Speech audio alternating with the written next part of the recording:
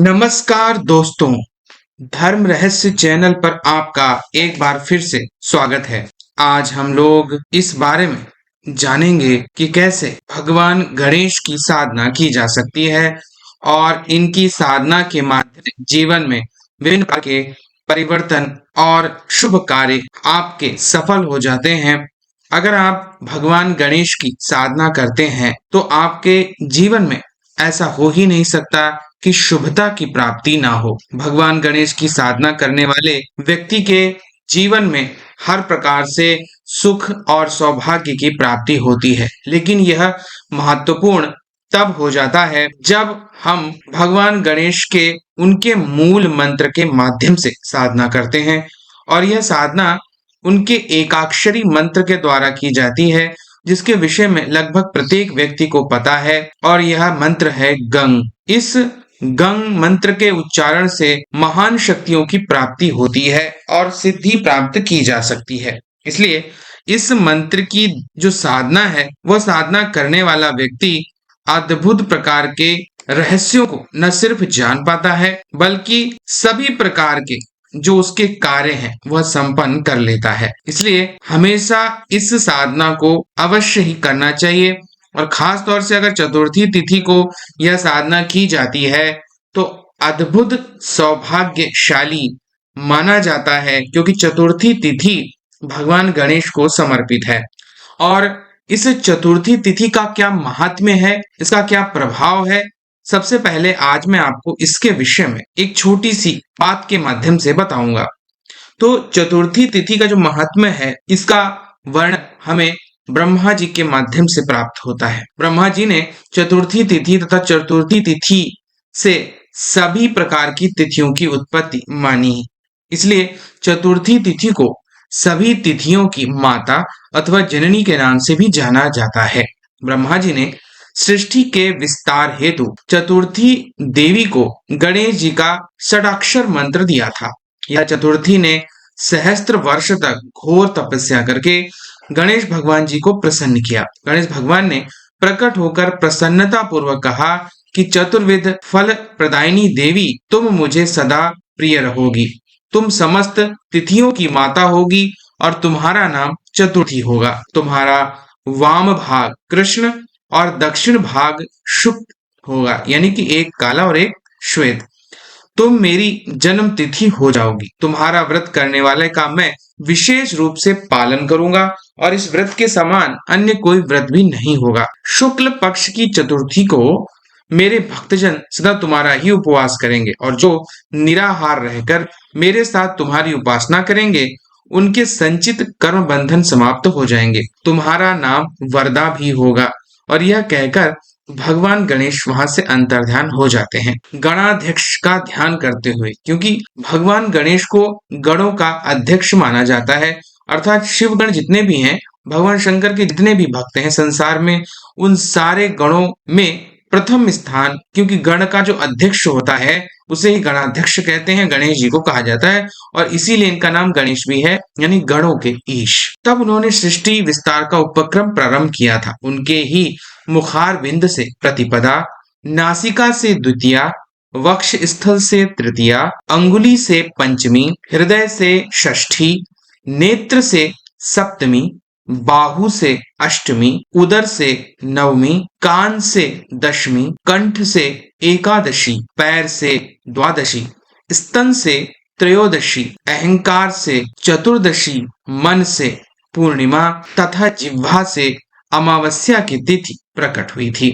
इस प्रकार चतुर्थी को हम जननी कहते हैं तिथि देवताओं की, यानी जितने भी तिथि देवियां हैं और तिथि शक्ति है, उनका जो प्रभाव है, जो सामर्थ्य है, वह सब कुछ इनके माध्यम से ही प्राप्त होता है।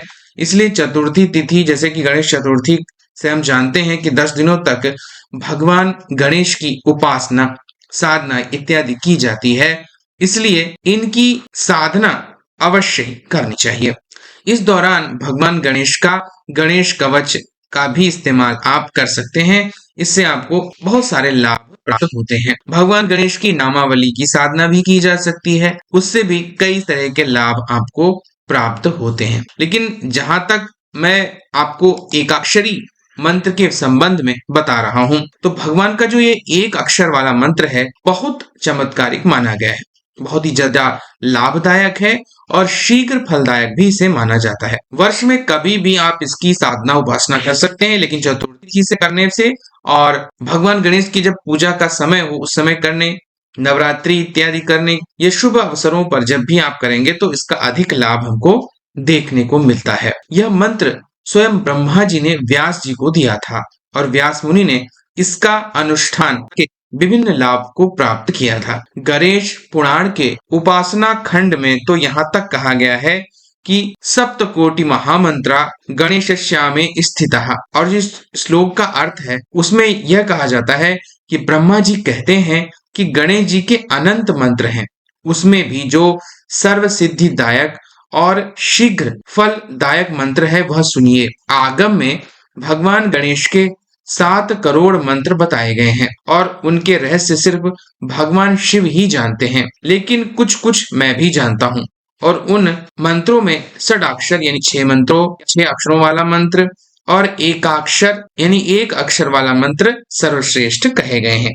इन दोनों मंत्र के स्मरण मात्र से साधक सभी प्रकार की सिद्धियां हस्तगत कर सकता है। यहाँ पर आज गणपति एकाक्षर मंत्र की जो साधना का सिद्धांत है उसी को मैं यहाँ पर प्रकट कर रहा हूँ। तो इसकी जो विधि होगी, अगर आप उसको करना चाहते हैं तो अवश्य कीजिए, क्योंकि भगवान गणेश प्रथम पूज्य हैं और किसी भी साधना में इनका नाम लेना आवश्यक होता है, तभी वह साधना सफल होती है, तभी निष्कंटक उस साधना का समापन हो पाता है। तो इसमें संकल्प इस प्रकार से आप लेंगे, ओम विष्णु विष्णु विष्णु अमुक गोत्र अमुक श्री महागणपति देवता प्रीत्यर्थ मम सकल पुरुषार्थ सिद्धयर्थ एकाक्षर गणपति मंत्र से यथाशक्ति जपामहम करिष्ये। यहाँ पे 3 बातें महत्वपूर्ण हैं। अमुक गोत्र यानी अपने गोत्र का नाम बोलना है आपको, अमुक शर्मा आप जो आपकी जाति है वो बोल लीजिए, और एकाक्षर मंत्र जो है आप अपनी शक्ति और सामर्थ्य के हिसाब से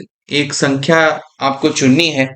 क्या आप 1.25 लाख मंत्र जाप कर या फिर 6 लाख मंत्र जाप करना चाहते हैं या 12 लाख मंत्र जाप करना चाहते हैं, अलग अलग आप जैसी सामर्थ्य हो इस एकाक्षरी मंत्र का जाप कर सकते हैं। संकल्प के बाद आसन को शुद्ध कर लेना है और विनियोग इस प्रकार से पढ़ना है। बाएं हाथ में जल का लोटा ले लीजिए तांबे का, दाहिने हाथ में जल को लेते हुए संकल्प लिया जाता है। ओम पृथ्वीति मंत्रस्य मेरु पृष्ठ ऋषि कूर्मो देवता सुतलम छंदः आसने विनियोगः।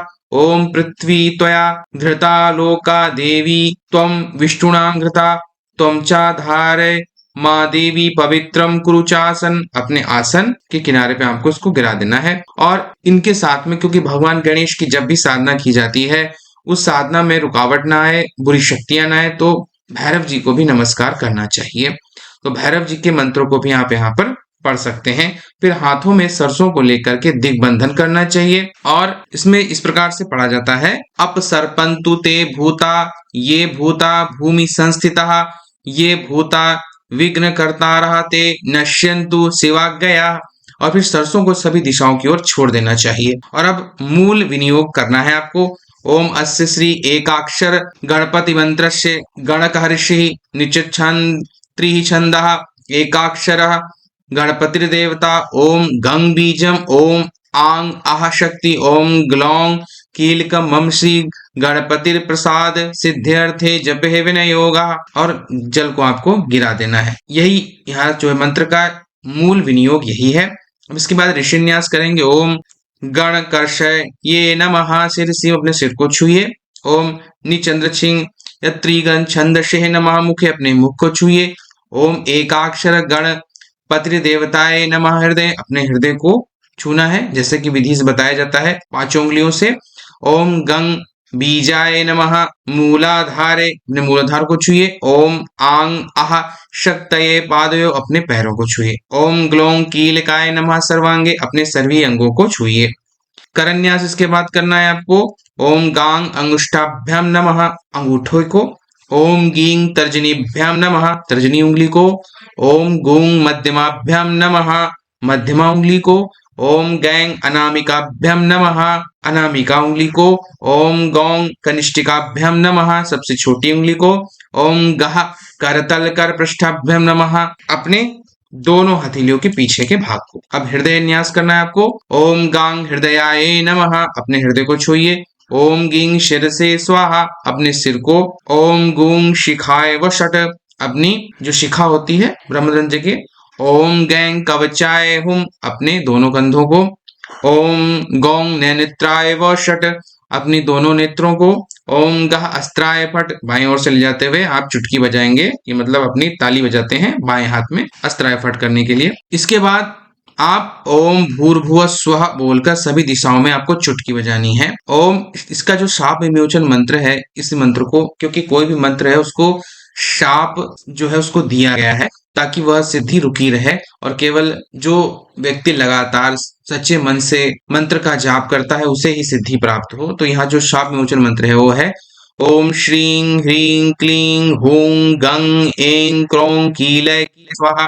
इस मंत्र को अपने मस्तक पर रखकर 3 बार आपको बोलना है और उसके बाद भगवान गणेश का जो भी आप ध्यान करना चाहते हैं, उसके बहुत सारे मंत्र होते हैं, उनमें से किसी भी मंत्र से आप उनका ध्यान कर सकते हैं। और फिर माला की प्रार्थना की जाती है। ओम ऐं ह्रीं अक्षमालिकाय नमः। तो ये जो जैसे दुर्गा सप्तशती में दिया गया है, बिल्कुल उसी तरह आपको करना होता है।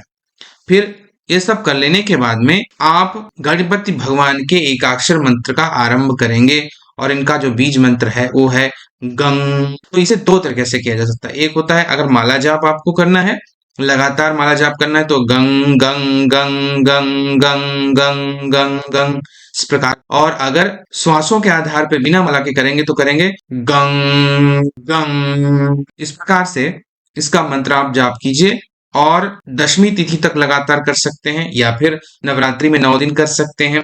आप जितना भी संकल्प लेते हैं, जो भी आपकी मनोकामना है, वो आप विनियोग में बोल करके आप इस मंत्र का लगातार जाप कर सकते हैं। और अगर आप विशेष तरह से करना चाहें तो किसी भी शुभ तिथि, जिस दिन भी बुधवार का दिन हो, उस दिन से भी मंत्र जाप कर सकते हैं। इसका जो जाप है आप रक्त चंदन की माला से कर सकते हैं। आप अगर आपको कोई माला नहीं मिलती है तो फिर आप कर माला से भी कर सकते हैं, यानी ऐसे भी जाप किया जा सकता है। और जैसे मैंने दोनों विधियां बताई हैं, एक विधि जो है वो कुंडली शक्ति को जागृत करने के लिए होती है, क्योंकि मूलाधार चक्र में भगवान गणेश का वास माना जाता है। तो जिसको भी साधना क्षेत्र में आगे बढ़ना है उसे मूलाधार चक्र को जागृत अवश्य करना चाहिए, क्योंकि मूलाधार चक्र ही मूल केंद्र होता है सभी प्रकार की सिद्धियों के लिए।